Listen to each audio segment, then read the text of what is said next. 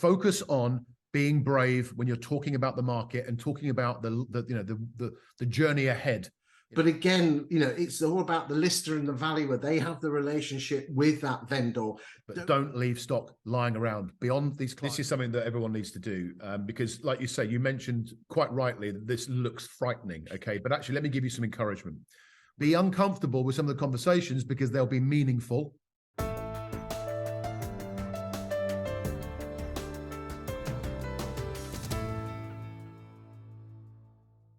Welcome back to week 5 of the UK Property Stats Show with the absolutely amazing Bryan Mansell. Welcome to the show. First time panelist.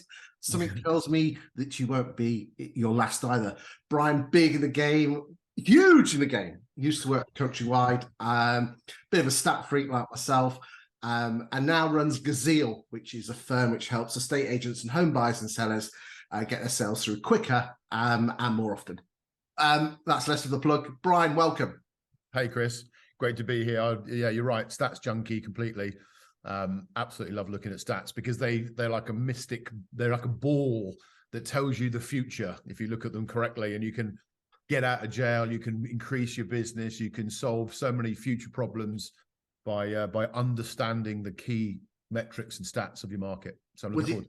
Is it true that there was a secret school just for divisional directors at Countrywide, just so you could pour over your stats, so you could do all the magic on Excel spreadsheets and all that rubbish? Yeah, absolutely. We would. I mean, back when we've gone through back in the day. I mean, I've worked for a few firms, as you know now, in those sort of positions, and getting the stats in, we were taught very early on how to understand them from a number of different points.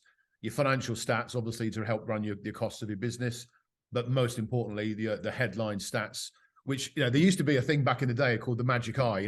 These pictures you used to look at and you see, I don't know, like a dolphin pop out of it. And I'd look at stats like that. And if you look at them in the right way, you can see a picture that emerges that can really, really help your business. And I'm afraid to say so many people just don't ignore them, but don't really measure the important stats that matter to the business and your staff and your customers and so on and so on. So good stuff. Good stuff.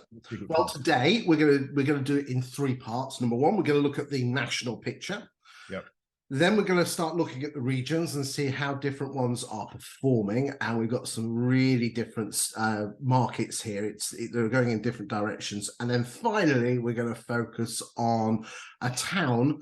I'm not going to tell you exactly where, but it's in the south of the country, and we're going to really drill down and look at individual estate agents and how they're performing. So let's crack on, El numbers, Greekio, and let's crack on and have a look at the numbers. And we're kicking off this week with our first graph, which is and again, we're looking at week 5, 23 versus week 5, 22, 21, all the way back to 16. Okay.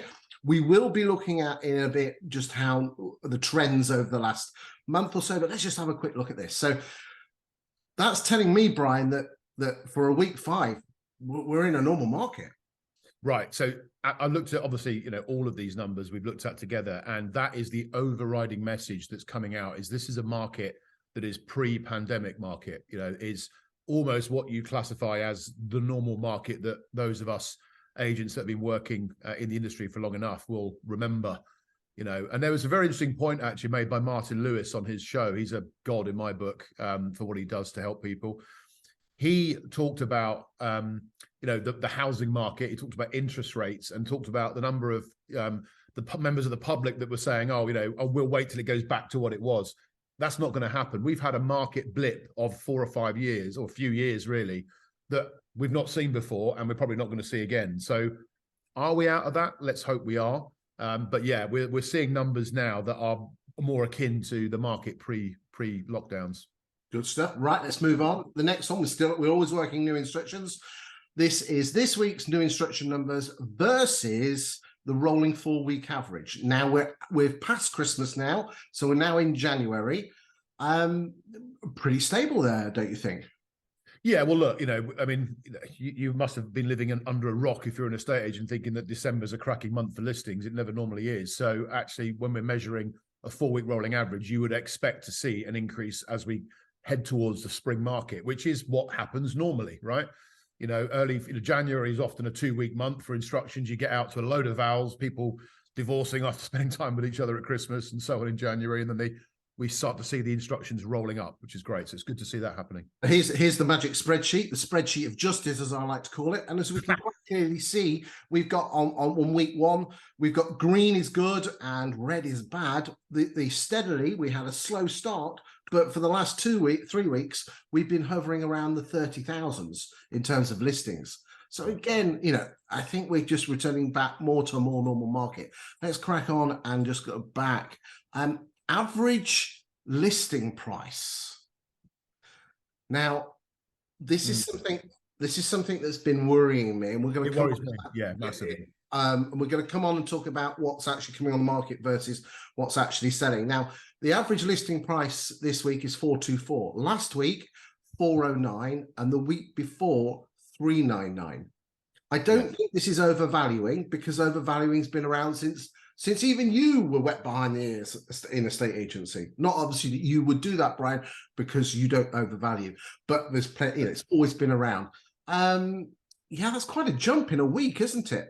Well, yeah, I mean, it's interesting because it's sort of going against what the headlines are suggesting from all the economists around the world, that around the country, sorry, that house prices are falling. I mean, the house price growth is falling. We know that slightly, but again, it's got to be when you just look at these sort of stats on average house prices, it's difficult to really get an answer, because of course it could be that larger houses have come to the market towards the end of January that weren't there previously, and of course if their average house price is higher, then your listing numbers will be higher.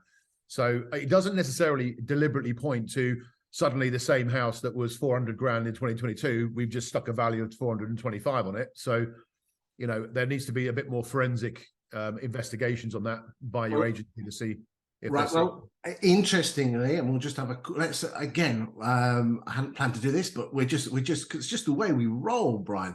Let's just pull up. This is Inner London. You should be able to see Inner London now. Yep. Okay, and you've got line 82. Zoom in. You might want to zoom in a bit for our viewers. Okay, let's just have a look. Hold on, I might just need to hold on. There we go. I'm already pretty zoomed in. I don't know. Does it need to be any more? No, that's fine. So looking at this Inner London new instructions, we've got the total number of instructions going up through the month. But again, the average asking price of those new instructions has jumped from 888,000 to just under 1.5 million, 1.05 million. That's quite a jump in a week, isn't it? Again, you're going to be blipping around there. But those but it's the same. It's whichever region you look at, the same answer is the same questions there. It's don't jump to an assumption that everyone's massively overvaluing, because they're not. I'm pretty sure they're not. What you've got to look at is in which of the price sectors of the market are new instructions coming in. That's when you look at statistics like we're doing, I would urge the audience to think about not jumping to any conclusions from this. Take the information, go away and apply it to your local market. But definitely when you look at average listing prices, look at, is it because bigger houses are coming on that weren't there before, or is it just a case of overvaluing? So, okay, well, we're going to talk about what's actually selling in a second, but before we do that, let's go to our friends' price changes. Okay, so again, 17,236 price changes. Shows that estate agents are working their stock. Well, it does. And, that's absolutely what has to be done. And it is what normally happens in a normal market. You list a property, you're competing with agents, some of them who are unscrupulous in their values they give. So you want to list the property. There's always a price for listing. There's never a price for not. The old saying, you can't sell what you don't have, always applies. But the critical thing here on price changes is the time it's taking agents to get to that point. Okay. I haven't got any stats on that. Have you got any super duper bonus stats for the boys and girls out there in estate agency land? Not in terms of the time from listing to first alteration of price, first adjustment of price. And that's something that's also important to say here, is that when you are approaching a seller for what we would classify as a price reduction, really avoid the word reduction. You get a much better response by the words you use. And talk about adjusting. You're adjusting the marketing position of a property in terms of how it's advertised, not just its price, but also how it looks, how it's presented.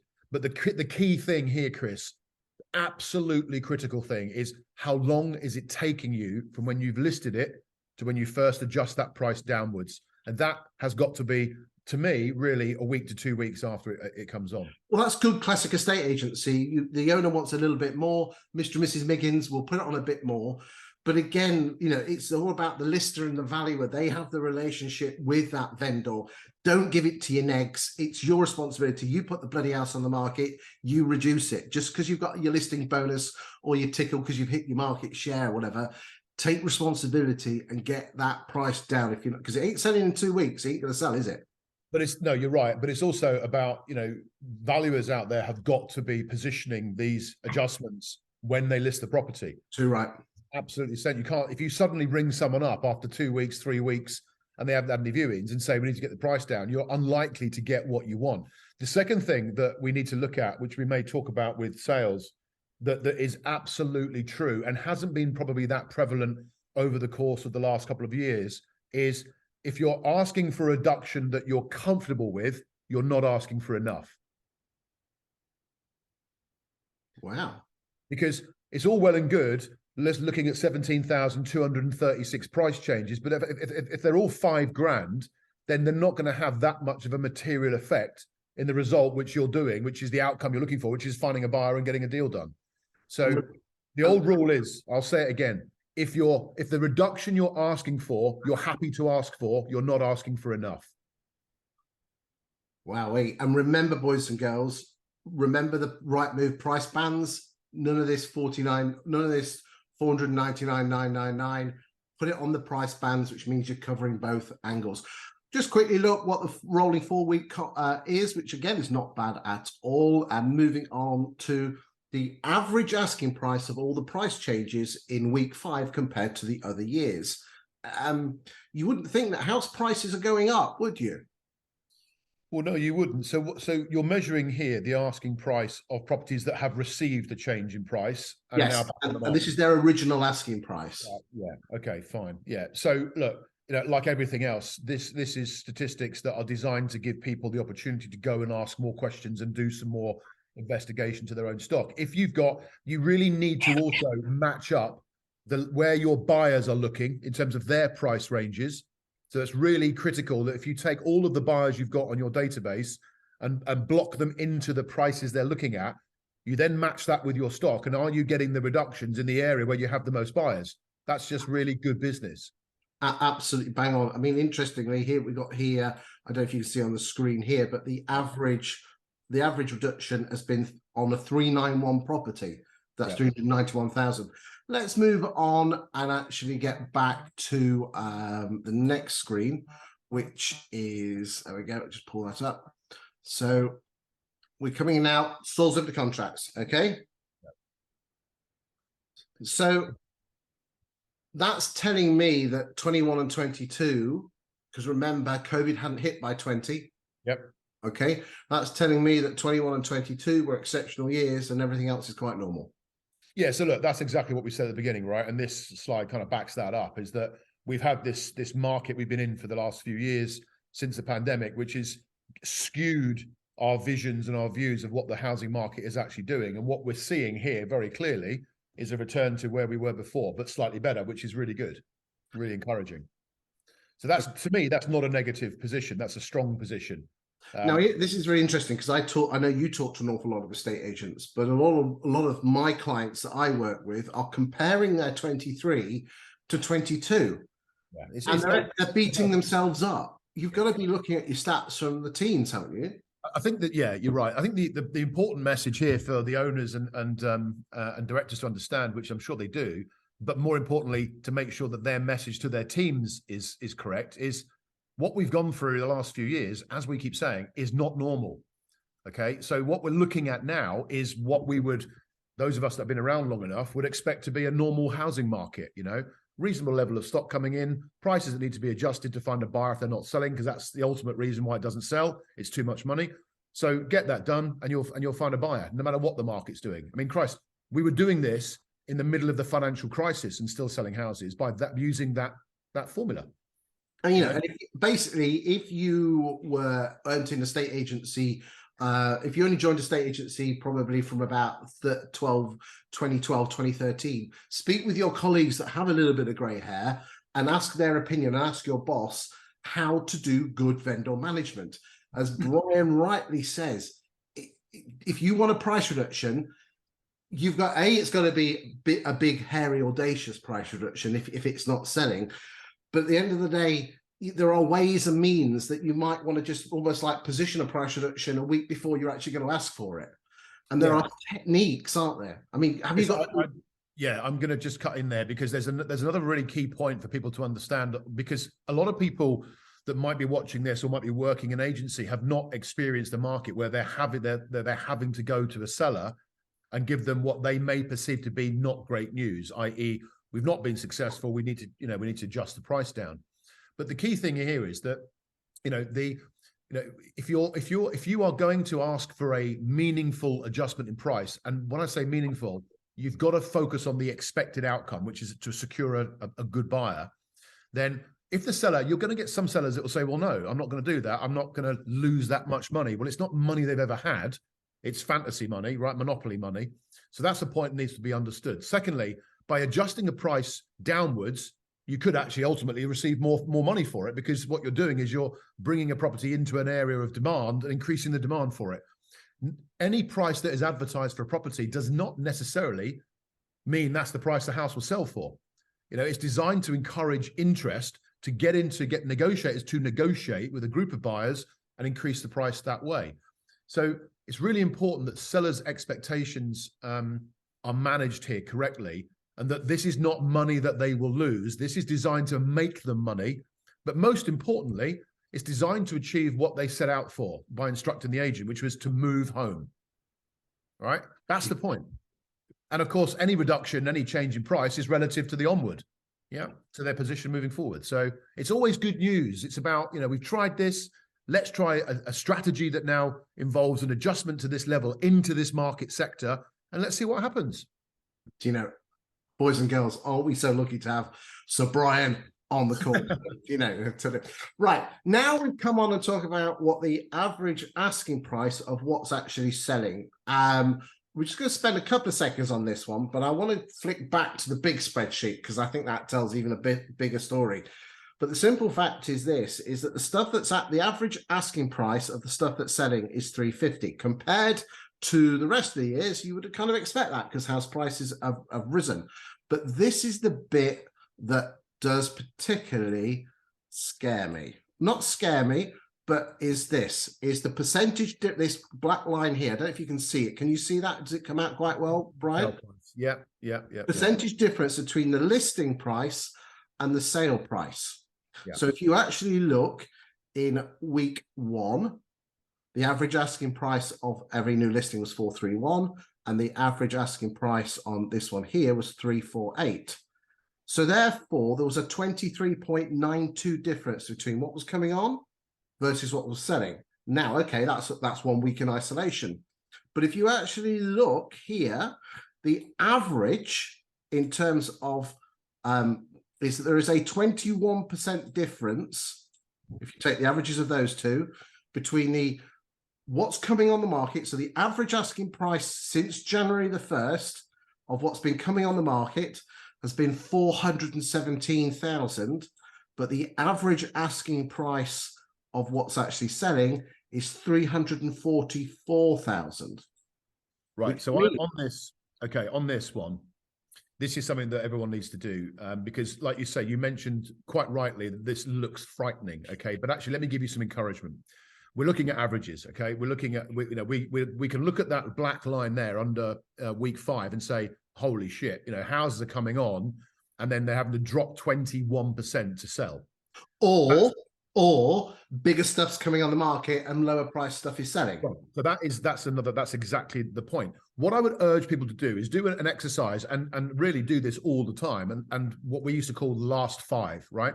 To get a true picture and a true reflection of what's happening in your particular town, take the last 5 properties you've sold or you've arranged sales on and look at those in isolation and say, right, what was their asking price? And obviously, was it adjusted down before we got the buyer? And what is the differential between that asking price and what we sold it for. Now, we've had 3 or 4 years of agents promoting, we get 102% of asking price, we get 98.8% of asking price. There are some services out there that actually promote that to sellers. Now, that's going to change. Don't be frightened of it, but go and look at the last 5 properties that you've arranged sales on, and that will give you a good reflection of, you know, what that percentage is in your respective town. Brian, I'm gonna surprise you now because you don't know this, but I've actually worked out the percentages for all the regions on this. Okay, so should we just have a quick look now? This is okay. So this is of interest. The national average in 22, which was a growing market, 16.4%, but in 21 it was 13%. Okay. Now, there is always going to be, what you tend to find in the market is the lower end has a greater propensity to sell, whilst the upper end has a lower propensity to sell. So, you know, the upper end, you might have to put 10 houses on the market to sell, say, 6. Whilst at the lower end, you put 10 houses on the market and sell 8. But still, so there's always going to be a gap. But at 20%, that's getting a bit. But let's just have a quick look at the regional stats. So here we are. First up, obviously, centre of the universe when it comes to property, obviously, because G-Town, Grantham is there. And in the East Midlands, we've got an average of, we'll just pull that up, 15%. So that's good for you know, that the East Midland agents are doing a good job there. And interestingly, if you notice that all the green is good, red is bad, we've got some good numbers on new instructions and price changes there. Okay. Shout up and jump across me when you want to mention something. East of England. All I would say on that is that be mindful that you've got a rolling 3-week percentage that's increasing. So if you go back up one for me, back up to that black line at the bottom there. If you look at week 1, you've got 19.45, 15, come down, positive, 10, positive. But then we've seen a reverse.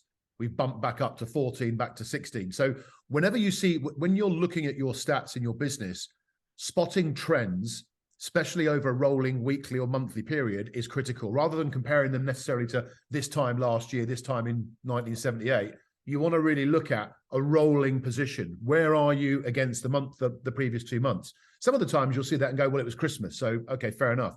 But definitely by the end of March, going into April, you'll see a much clearer picture of what the market is actually looking like, because you've got a comparison that is relatively equal. Okay, that's fantastic. Let's go and have a look at the East of England. And there we go. Similar trends. So there's a pattern that's been following here, isn't it? Okay. We've had a big gap. It's shortened, but it's just increased slightly. There's Inner London. Again, a law to itself. And again, 31%. But then the week before, it was 9.1. Yeah.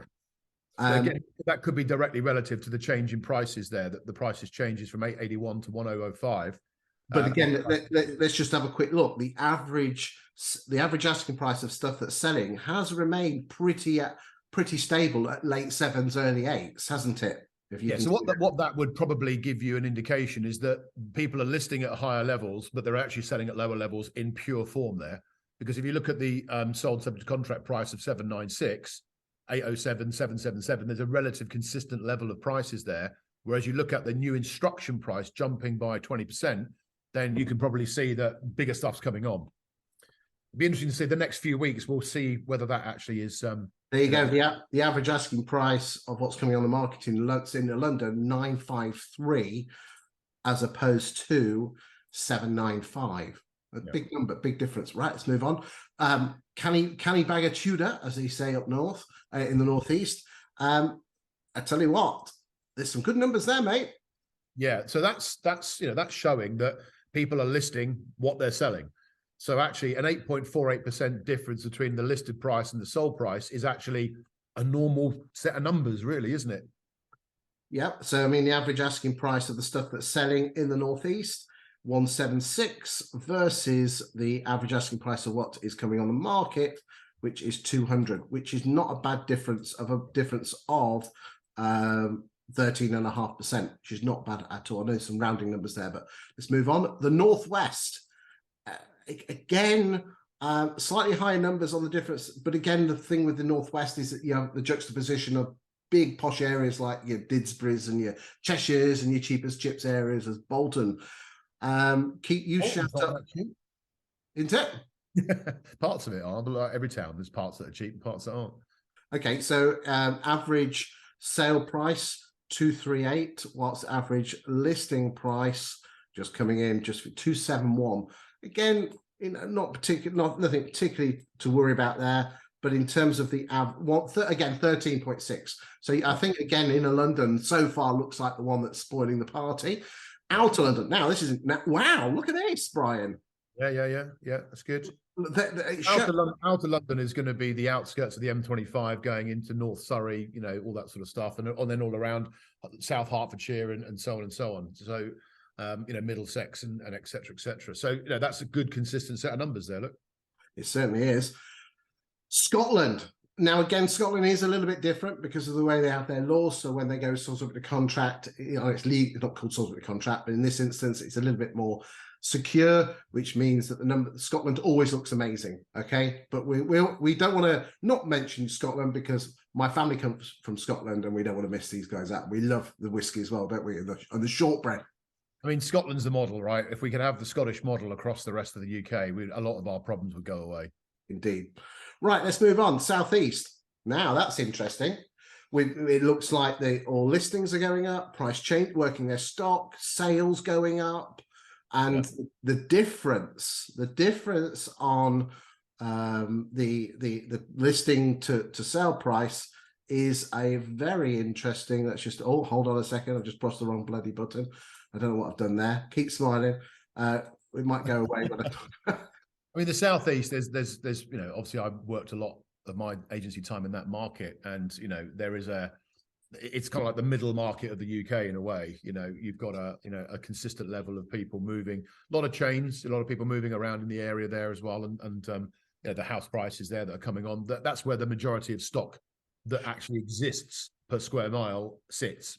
Now, you know, what is particularly interesting is normally when it comes to listings and sales, I'm not talking about the actual pound notes, London seems to have been the worst, and then as you steadily go out like a gobstopper, it gets better and better and better. But what we've got here is inner London seems to be is finding it really hard work, but the golden boys, obviously apart from Scotland, seems to be outer London and the southeast, which that's quite interesting. That's kind of you always want to take inner London as its own universe, right? I mean, it's not really a comparable market to the rest of the country. It is quite unique, and it's, you know, it's almost got its own, you know, it is its own market. I mean, I appreciate there's lots of different markets across the UK, but in terms of what happens there, it's very, very different to even outer London and then the rest of the country, as we can see.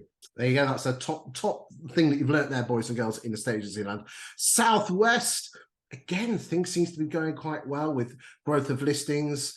So again, the percentage difference. Again, let's just have a quick look at that. That's a good example there, Chris. Look, of prices that have been listed, have been adjusted correctly, and then the achievable price has actually increased above the price that's changed. So what that looks like is a set of numbers where they're doing it absolutely right. They're listing the property, they're getting a meaningful change in the price, and then they're upselling on that price. Well done, Southwest. I look forward to the cream tea when I come down for a royal visit later in the year. Okay, so that's Southwest. Okay, let's go to the Welsh. Okay, again, very similar, not bad at all. Yeah, I mean, you know, like I say, stats don't give you the answers. They just give you more questions to ask about your own individual operation. And, you know, like we can see here, as we've seen already before, you know, there's a disparity between, you know, the prices that are being adjusted and then the prices that are being sold. So again, could be a mix of property, although you'd suggest that it's relatively straightforward because it's all similar prices, just that maybe the reductions are not big enough. West Midlands, again, very similar.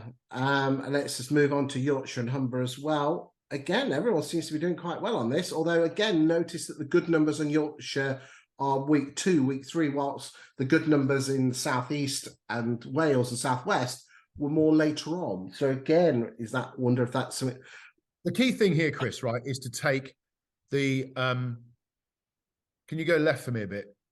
So I can't see the first column. Oh no, it is column A. Right. So if you look at the sale agreed price to the asking price, okay, which is what you're measuring here. And so that should give you the indication if you find that your market of properties that are selling are the ones that you're majority listing, which is kind of what this is suggesting, then you can see here the answer to what I said before, is that if you've got a property on at 266, getting it down to 240 is going to sell it. But getting it down from 266 to 264 is not. So the closer you can get the 266 to the 240, the more sales you'll do. And you'll do it quicker. And that's the point. And that is a point I want to make before the end of the show to all of our agents, that learning these valuable lessons that we learned back in 2008, 2009, and before that in the late 90s, early 90s in the recessions of the early 90s, is that there were some really key switches that you had to flick if you wanted to basically stay alive and stay profitable. Let's go back. Sale fall throughs. Again, we're going to come on to talk net sales, which I think is a better indicator, but I think it's just interesting to see that the fall throughs, again, fascinating that there were more fall throughs in the crazy markets. Yeah, but if you look at that as a percentage of sales that have been done, there's less sales going on. So, of course, the percentages are what you should look at here rather than the number. You know, we can simply say there's less fall throughs, great, but if there's less fall throughs from significantly less sales, then you've got a problem with fall throughs. Hence why we're moving on and talking about, and we're going to come on and talk about percentages, which are important. Net sales, that's gross sales less fall throughs. Again, take out 21 and 22. We've got a pretty normal market. Yeah, absolutely. Okay. Moving on, gross sales as a percentage of listings. There you go. So that backs up what I've just said in terms of the fact that you can look at fall throughs as a physical number and go, yeehaw, they've fallen. But actually, when you compare it to the fall in gross sales, it's not yeehaw. It's kind of like, oh shit, it's still a problem. Yeah, the percentage you have to put more houses on the market to get the same amount of money. Because you need to put more houses because they're not selling as much, and when they do sell, they're still falling through.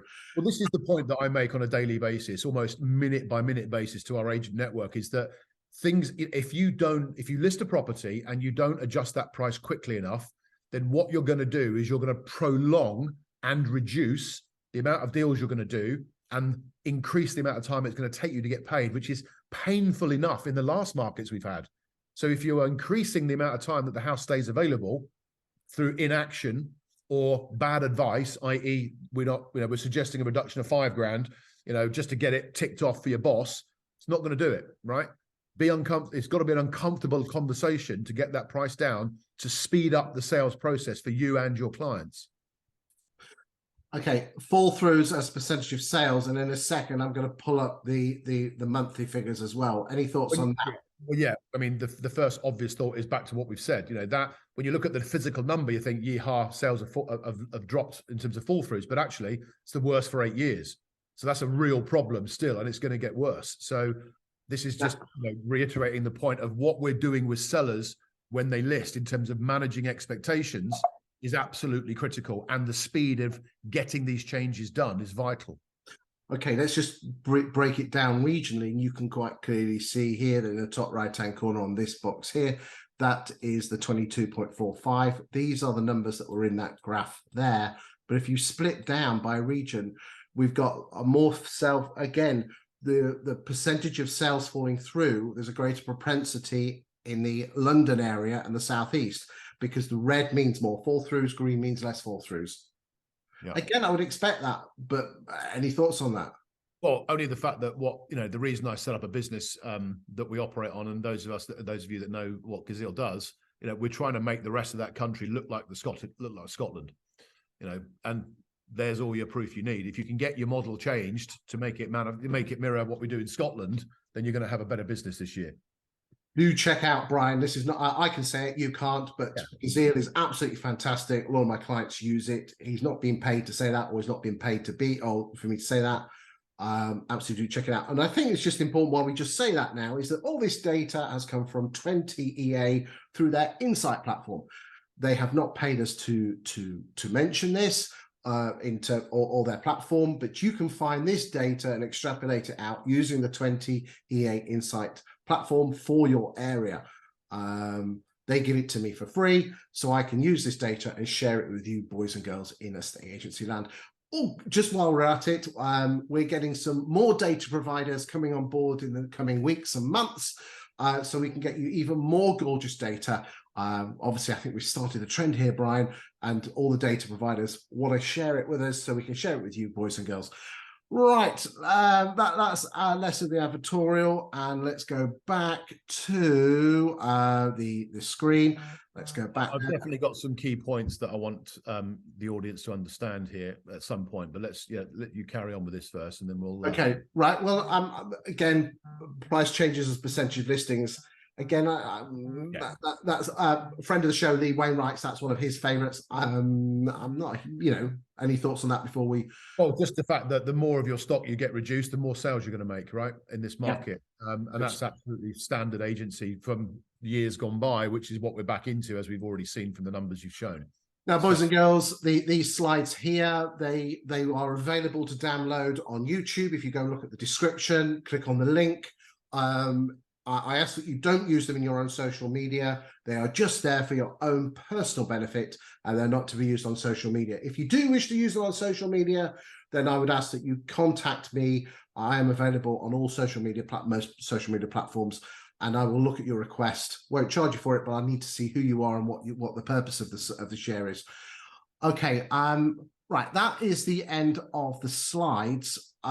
In a second, I want to just go and have a quick look at Christchurch, which is the area which we've chosen now. But before we do that, Brian, give me your thoughts and conclusions on the stats that we've seen nationally and regionally before we go and have go to the seaside in Christchurch. Yeah. So look, this is, I've sort of put myself back into, as I do at the moment, into what advice would I give myself? Okay, if I was back in my agency days, and I was leading a team of people, and what advice would I give to clients? So there's a number of things that really need to be looked at now quite clearly and quite differently to what we've been doing in the last couple of years. Because I talk about the first one is every listing is a marketing strategy, okay, for that individual client. Now over the last couple of years, it's been stick it on, activate it, and you've sold it within a couple of days, right, for probably above the asking price. But those days are not with us at the moment. We all hope they'll come back, but let's deal with the here and now. So first of all, there's some good news out there that should give us really, really positive outlook for the months ahead. 5-year fixed mortgage rates, for example, have just been announced. There's some sub 4% deals, which are great. Really, really encouraging that the lenders are beginning to compete with each other again, and that normally just means that rates come down. So we should see more buyers coming to the market, or the sentiment and the appetite increasing, which is positive. The second thing, and this is probably for me, as a businessman in a estate agency, the most important thing of all in this market, and that is the time. Okay, the time from when you list a property to when you get it sold. That is increasing. The amount of days it takes to get a buyer, we are seeing stats showing that the days of the great sellers market we've been in, 20 odd days, 22 days, we were seeing a buyer achieve a good price. Those days are now eking towards 50. So if you've got a doubling of time of finding a buyer, then you're going to have an increase in costs while you're marketing a property for longer. So therefore, getting to your seller quicker to get an adjustment in price, and using the stats as your ammunition to educate your seller, but educate yourself first. Where does it need to be to get it sold? The quicker you can get it into that zone, the faster you'll achieve a buyer, and therefore the faster you'll help your client move and get paid your commission, which is what we need to be doing. So you do not want sticky stock, okay, as it used to be called. You don't want stuff that's sitting on the market. You need to educate your sellers when you list. In the appraisal process, needs to be more honest, using statistics in your local market to educate consumers about what is lying ahead. And if you do agree to list a property at a certain price, make sure you're agreeing that with a trade-off, which is, we will agree to put a load of marketing behind this at your price, but can we agree that when we've done that, which will take us a week, maybe 2, to fully investigate the market, we agree to adjust? And I'll call you with the results of this at the end of week 1 and look to get an adjustment in price. Vendor management is absolutely critical right now to the success that agencies will have this year, and that should be meaningful once a week. If you've got sellers that won't touch their price of their property until they find somewhere, then don't have a conversation about price. Have a conversation about helping them find somewhere and keeping them motivated. If someone finds somewhere, they're more likely to adjust their price.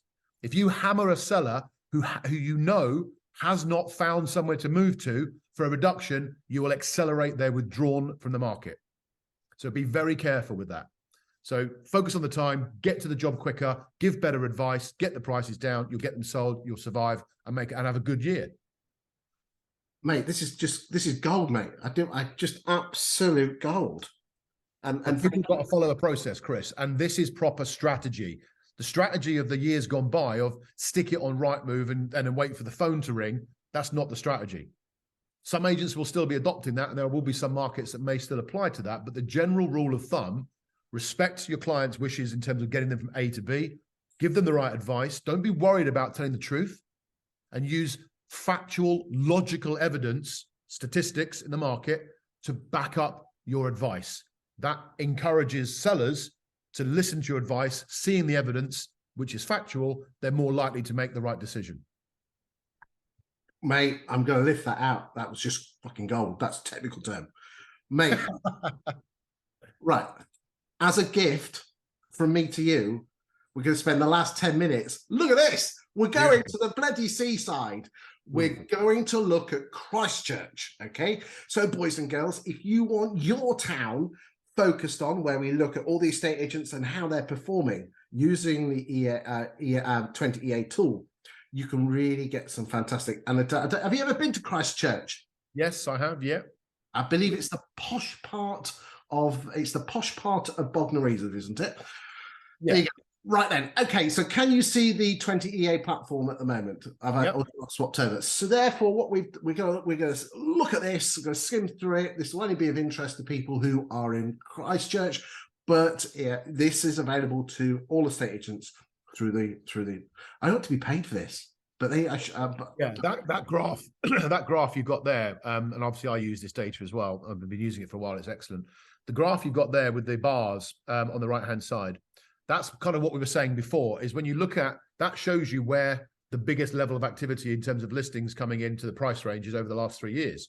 So that's a really good indicator. Between 4 and 500K is the key market. That's right. So that's new instructions. But if we go and change that to sole subject to contracts, it stays the same. Stays the same. But remember, this is from 21. So let's go and look since Liz messed things up. So we'll go October, nearest damn it. There you go. So there you go. Sole subject to contract. Yeah. And new instruction. There you go. So the two biggest price areas, 4 to 600, are the ones that are getting the majority of sales. Now, when you collectively add the rest, of course, they'll be outdoing those. So there's a good market there. Interestingly, throughout the UK, what you tend to find at the moment, because I've done this for about 120 locations in the UK with my clients, is that in the vast majority of locations, you can see these price bands here. What you tend to find is this: is that the price band with the most sales is one band below the listing. Yeah, so that's exactly what we've been talking about, getting the price down. And the interesting thing for estate agents to do here is to do that graph in those price bands with their buyer database. And then it's a simple case of matching up. Are you trying to get reductions on properties between 200 and 250K when all your buyers are sitting at 500? And you're better off getting the 600 grand properties down to 550, 500 to match where all the buyers are sitting. Then you're going to increase your sales. Okay, so it looks like number one agent in the town is Slade's. Again, market share just dipped off there slightly. But again, it's early in the month, so I wouldn't, it's only a few days into Jan, but they've had a market share of 18. Mitchell's, again, they're bouncing all over the place here, mate, aren't they? Richard Gazeal. Yeah, okay. Winkworth's, shout up if you see anything. Winkworth seem to be just drifting slightly, which is a shame. Pettingales, they seem to be doing quite well, moving upwards. Yep. Denison's as well. Okay, right. Well, let's move on to level of stock, and you can so the turquoise is 21, the dark is 22, and the red is 23. So you can quite clearly see that the number of available properties in Christchurch, 659 in Jan, and if you looked at 348, so there's more stock. That is quite a jump, isn't it? Yes, big jump. It's exactly what we've been looking at. Big jump, but get the prices down if you want to get that sales graph up. Okay, this is one of my favorite graphs at all. So this is basically looking at two things here. How many properties has these agents put on the market and sold? But I think the best thing here is when you've actually got on the market, Do you look at the exhaust? It's either going to go exchange or withdraw, isn't it? Yeah. So these are the magic. This is the magic numbers here. Okay. So therefore, Slade's, for every 100 properties they put on the market, they will exchange contracts on 80.7. Mitchell's 75 and Richard Godsall's at 71, which means if you were Slade's, you could say that you have I think it's about 12-13% greater chance of selling your property than if you went on with Richard Godsall's, according to this data from 20. I'm just going to jump in here and say that I read that slightly differently. Not wanting to be controversial. Well, I always want to be controversial with you, but if you look at 89 exchanges against 174 listings, that's not 71%. No, so basically they're two separate things there. Okay, so what's happening is this: that you've got the new instructions, and the sole subject contract percentage is the percentage of sole subject contracts versus new instructions. Then completely separately, because obviously there is a massive delay of getting the house on the market and sole subject contract, the back end, looking at separately, is it either exchanges or withdraws. Right. And if you do, and then basically what's happened is this. So across the top, Slade's have put on 336 properties. This is 12 months, yeah? In the last, from today, and they have agreed sales on 261 sales. Yeah. Okay, they might not all be the 336 of those 336, but that's what they've sale agreed on, right? Yeah. Which is now 77%. Right, yeah. And then completely separately, in the last 12 months, Slade's have exchanged contracts on 251 properties and had 60 withdrawn, i.e. gone off the books. Yeah. Okay. So therefore they're completely separate numbers, because one, you're looking at the top end of the funnel, and the other one is the bottom end of the funnel, because there's obviously a 6-month gap between listing sales. So you're just looking at the top end, which is how many have you come on the market and how many have you sold. And separately, in the last 12 months, how many have you exchanged on versus how many have left you. Right. And that's where these stats, this is where these stats are coming through. Now, obviously, the fall through rate go back onto the market. Yeah. So again, and now this is really, really interesting. I don't know if you saw the stat last week, but the top, in terms of, and again, national estate agents, the top 10 estate agents in the UK, for every 100 houses they list, they exchange contracts on, I think it was 62. But those who are in the range of 200 to 1,000 in terms of market share, total number of listings, exchange contracts on 72. Right. So the smaller the agent, the more likely you're likely to get the sale through. Yeah, and there's lots of reasons why, which is probably not. It'll be too controversial to discuss that here. But at the end of the day, these numbers, it's sort of like, root to branch, right? Or branch to root, whatever you want to call it. Root to branch, sorry. Root is the listing. The lifeblood of everything is the listing. And then, what you're exchanging is what you're banking, hopefully, because unless you have a fail to complete, which is very unlikely. Right. Let's have a look at this screen here. So Chris, just go back one screen for me, would you? Yeah, sure. Right. So look, the message here, when you look at the black line at the bottom there, which gives you the region for BH23 stats, these are the numbers that agents want to use when they're actually out listing, okay? Because look, what you can see there is, you can't see the timeline just yet. You can see that elsewhere on here. But 30% of what is being put under offer is not making it first time through to a sale. So if you are under that 30%, which is a few people that are, then that should be, Spencer's, for example, of New Forest, their fundamental pitch of USP should be, our sales are twice as likely to go through in comparison to the local average in BH23. So there's a USP that has been identified by using statistics, factual evidence, and then you can show that to back up what you're saying. So if you were listing with me, if I was a lister for Spencer's, that would be massively in my armory, right? Chris, if you want safety and security selling your house, we are twice as likely to get that deal through. Again, devil's in the detail, boys and girls. Devil is in the detail. Learn the stats and then convert it into something that actually is meaningful to the punters. Okay? Absolutely. Right. Ready to move on to the next one? Yeah, go for it. Sorry. Never apologize, Brian. Never apologize. Right. Okay. So what we've got here is we've got the second column, which is original listing price over valued. So therefore, 20EA have done like a Valpal figure. Other AVMs are available on every property they've sold, and then looked at what they've put it on the market for. And you know, Slades are not overvaluing there because they're listing it at 1.29% over what they think it's worth, whilst Mitchells and Gazeals are up at 4%. But this is where the magic happens. Is this? Let's move on and talk about price achieved. What that is, price achieved from the original asking price versus what it actually sold for. And what you can see here is Slades are selling it at 0.1% off their original asking price, whilst Mitchells are at 1.54. Now you could say, well, okay, you take the net of the two and then apply it to a figure, okay? So the bottom line is this: if everyone put a £500,000 house on, Slades would sell it for 507, Mitchells would sell it for 513, Richard Gazeal's 506, Winkworth's 507, Pettingale's 509. But look at Denison's at 523. That's got to be a selling point for Denison's. I'll get you more money. Yeah, well, I'll be going out listing for Hearns because they get 537, so that's pretty decent.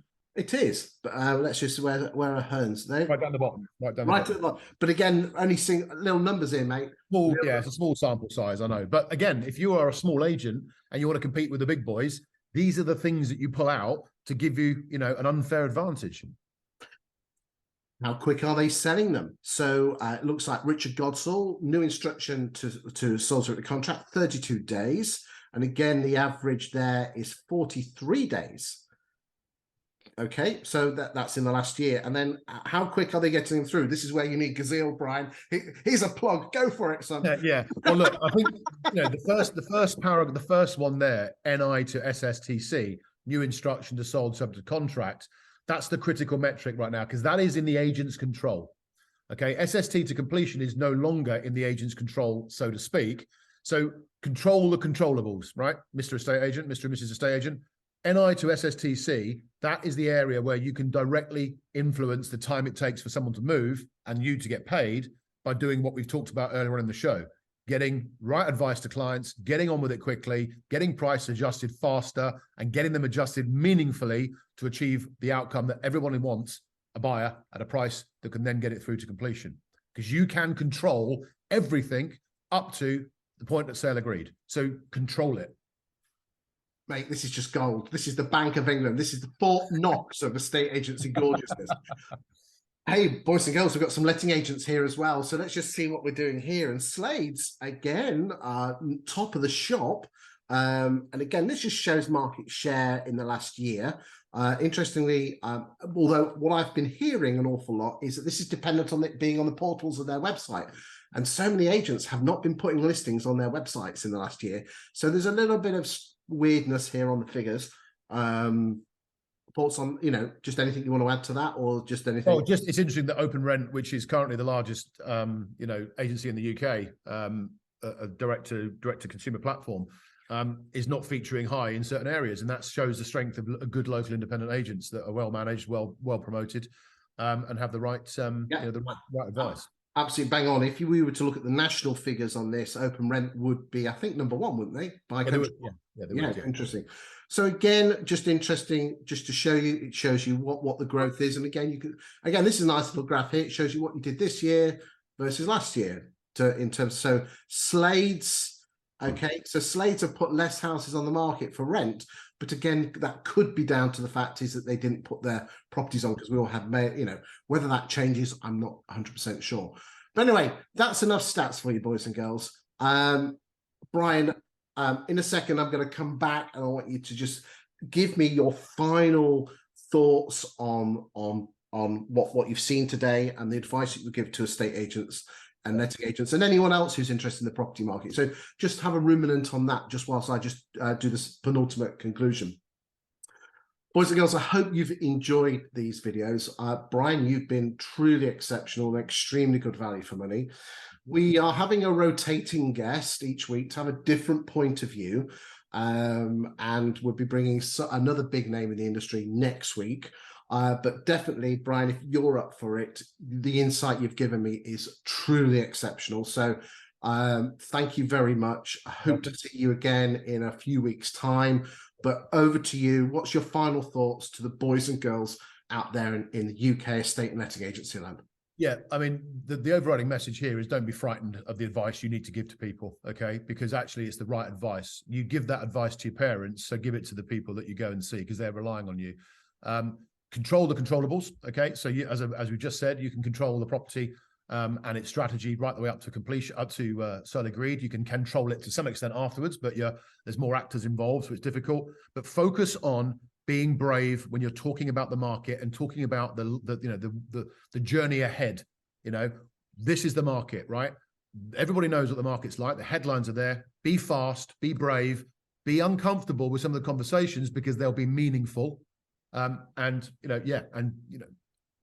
Take advantage of the opportunities that are there. Mortgage rates are coming down, which is going to hopefully increase the sentiment buyers, and the market should pick up into a strong market for the spring. But don't leave stock sitting there. Motivate your sellers either to reduce the price or find something, but don't leave stock lying around. Be on these clients like they're your parents every single week with good advice, and you'll be successful. Bryan, thank you on behalf of myself and the audience watching for that great insight, and I look forward to seeing you in another property show in a few weeks' time. Thank you. Welcome. Thanks, Chris.